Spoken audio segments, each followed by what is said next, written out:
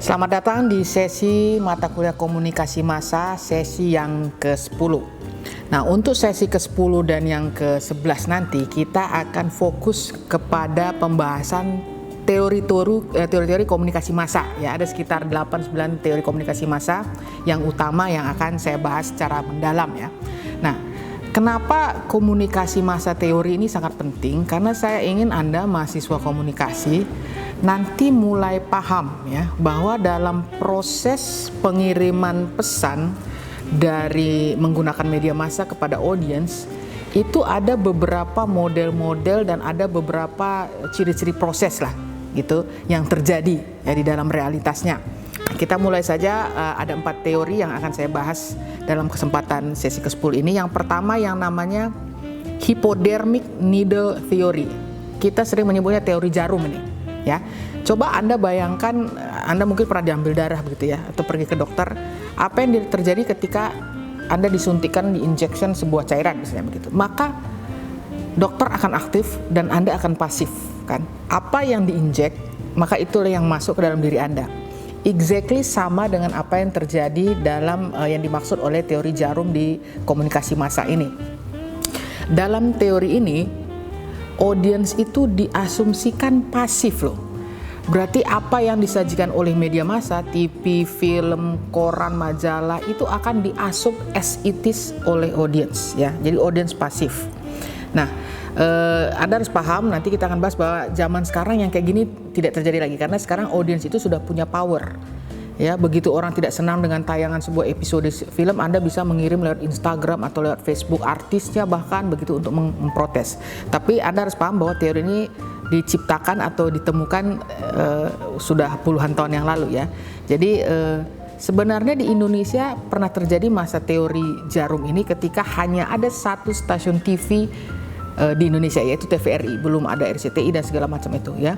Sebenarnya pada masa itu sedikit banyak kita ada dalam masa needle theory ya. Jadi apapun yang disajikan oleh TVRI maka cuman itulah yang tersaji dan yang bisa Anda konsumsi di ruang keluarga Anda ya. Jadi kalau TVRI menyiarkan soal pertanian, ya sudah itu saja yang bisa Anda dapat selama 2 jam ke depan dan seterusnya. Ya, itu teori pertama, needle theory. Lalu teori kedua yang namanya teori kultivasi, to cultivate ya, jadi membentuk sesuatu, mengolah sesuatu. Intinya teori ini mau mengatakan bahwa sebuah tayangan media massa yang sifatnya storytelling, saya garis bawahi kata storytelling ya. Sebuah tayangan yang sifatnya storytelling atau sebuah konten storytelling itu akan dapat membentuk persepsi dengan lebih kuat pada audiens. Ya, itu sebabnya kenapa televisi itu lebih cepat membentuk persepsi atau mempengaruhi massa dibanding dengan buku atau koran misalnya begitu, karena Anda bisa berstory, Anda bisa bercerita lewat film atau media elektronik begitu ya. Jadi ada alurnya. Anda ingat kasus Prita yang sempat saya sebut di beberapa sesi sebelumnya. Kenapa Prita itu ceritanya viral? Karena yang dia tuliskan itu sebenarnya ya, cerita pertama ditulis sendiri oleh dia di sosial media. Dia bercerita secara runut dan runtut. Jadi bukan sekedar keluhan, waduh saya disakiti, saya dirugikan, sekian titik, begitu tidak. Tapi dia membuat urutan sequel cerita sehingga itu terkultivasi ke dalam benak pengguna-pengguna sosial media dan kemudian bereaksi. Sebenarnya inti teori kultivasi itu adalah seperti itu ya. Sebuah pesan ketika Anda wrap up dalam kemasan story itu akan lebih cepat masuk dan memberikan dampak kepada audiens ya. Itu teori yang kedua, teori kultivasi. Oke, yang teori yang ketiga yaitu cultural imperialism theory, teori kultural imperialism. Sebenarnya teori imperialisme kultur ini mengatakan bahwa ternyata media-media barat itu sangat mendominasi pembentukan kultur di dunia ini. Kurang lebih seperti itu ya.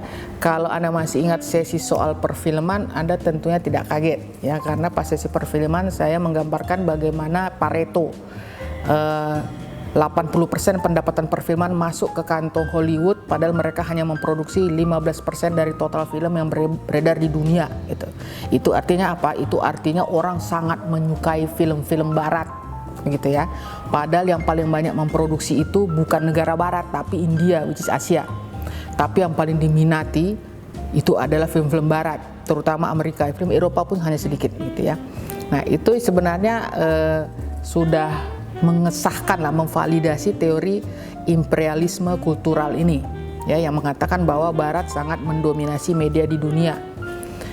Bukan hanya film, ya. Kita sering dalam perbincangan sehari-hari juga mengatakan, kamu dengar tidak kemarin berita di CNN itu ada loh tentang demo tadi siang, gitu ya. Atau kamu dengar tidak kemarin di CNN itu udah memberitakan loh soal ini. Seakan-akan kalau itu diberitakan oleh media Barat, itu menjadi lebih heboh atau lebih benar atau lebih valid atau lebih sah dibanding kalau cuma sekedar diberitakan oleh media-media nasional, seperti itu ya. Itu sadar tidak sadar sebenarnya kita sedang membenarkan yang namanya teori imperialisme kultural ini, bahwa Barat lebih mendominasi dan lebih dominan di dalam media massa. Ya, jadi sekali lagi yang pertama ada teori jalum, kedua kultivasi, lalu kultural imperialisme, baru yang terakhir untuk sesi ini adalah yang namanya media equation theory, ya, teori ekuasi media. Nah, teori ini menarik karena dia sebenarnya dikembangkan tahun 96 ketika sosial media tidak seheboh sekarang. Nah, tapi penemu teori ini atau pengembang teori ini mengatakan, menggunakan asumsi bahwa manusia ini akan menganggap media sama seperti manusia, gitu ya. Jadi cara dia merespon media nanti akan sama seperti dia merespon manusia, gitu. Itu makanya ada kata equation, mempersamakan. Jadi manusia akan mempersamakan media seperti seakan-akan manusia, gitu ya. Nah, itu lucunya dikembangkan tahun 96 tapi terjadi dan kerasa itu sekitar 15 tahun ke depan, yaitu sekarang-sekarang ini. Nah, kalau Anda lihat sekarang kalau Anda mengemudikan mobil, rasa-rasanya Anda sedang nyasar. Kalau 15 tahun yang lalu Anda akan turun lalu bertanya kepada bapak ibu di warung, "Pak, Bu, saya mau ke UPH itu lewat mana ya? Saya kayaknya kesasar nih ke daerah sono. Kemana? Oh, belok depan lalu ke sana. Sekarang Anda tidak seperti itu lagi. Fungsi itu digantikan oleh Waze atau Google Map atau apapun namanya, begitu ya. Jadi media itu mulai menggantikan fungsi-fungsi manusia. Ya, ada juga satu buku yang mengatakan Google is a new God, tapi God-nya huruf kecil, begitulah ya. Mengatakan bahwa kalau ada apa-apa sekarang orang akan bertanya pada Google. Cara menghilangkan sakit hati, cara melupakan mantan, cara memperkuat begini, bagaimana cara meningkatkan motivasi dan seterusnya.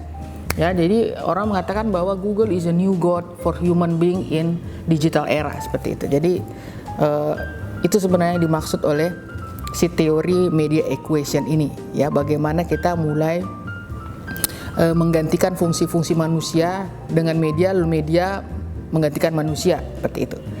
Oke, jadi itu bahasan kita untuk sesi pertama teori komunikasi, sesi ke-10 ini. Sekali lagi saya bahas, pertama teori jarum, lalu yang kedua teori kultivasi, ketiga cultural imperialism, ya, dominasi barat, yang terakhir adalah media equation theory. Nah, kalau untuk yang keempat ini media equation theory, saya sarankan Anda para mahasiswa untuk menonton satu film yang menurut saya sangat bagus yang judulnya Her. Her ini menggambarkan bagaimana seorang pria yang kesepian baru bercerai jatuh cinta kepada semacam artificial intelligence yang saya lupa namanya. Pokoknya si perempuan ini sebenarnya tidak real, tapi kemudian dia benar-benar seakan-akan paham kebutuhan si pria ini, dan kemudian pria ini mendapatkan Oscar, by the way. Lalu kemudian dia jatuh cinta kepada si AI ini, artificial intelligence ini. Judulnya Her. Saya sarankan Anda untuk menonton film itu untuk lebih memahami teori ini. Oke, kira-kira itu bahasan kita untuk sesi ke-10. Kita akan berjumpa kembali di sesi ke-11 untuk teori komunikasi jilid 2. Terima kasih.